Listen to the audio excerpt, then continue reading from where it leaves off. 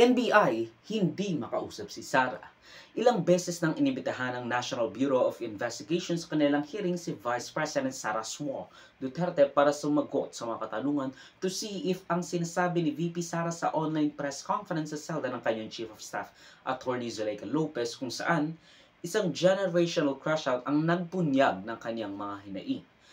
The crash out resulted dahil sa witch hunt umano ng Administrasyong Marcos kay Duterte at sa paglipat ng kanyang Chief of Staff from Batasang Pamansa to a women's correctional facility sa gitna ng Takip Siling. In the online press conference na hinost ni VP Sara Duterte, naglabas siya ng baho ni President Bongbong Marcos, First Lady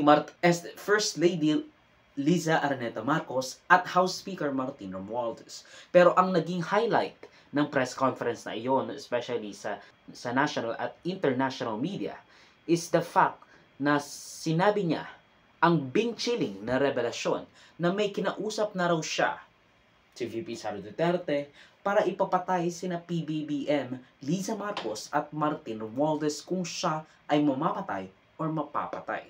May kinausap na ako na tao. Sinabi ko sa kanya, kapag pinatay ako, patayin mo si BBM, si Liza Araneta at si Martin Romualdez. No joke. No joke. Nagbilin na ako, ma'am.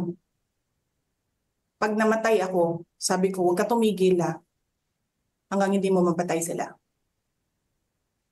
And then he said yes.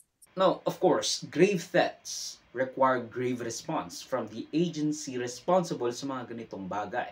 Ang mga hearing na ito ay tinatanong kung napapasok ba siya sa controversial na anti-terrorism law of 2020s, which is also supported by his father, Rodrigo Duterte, at Cybercrime Prevention Act of 2012 dahil sa kanyang banta sa buhay ng kanyang dating katandem, asawa, at pinsan nito. Not to mention, they are the President, the First Lady, and the House Speaker, respectively.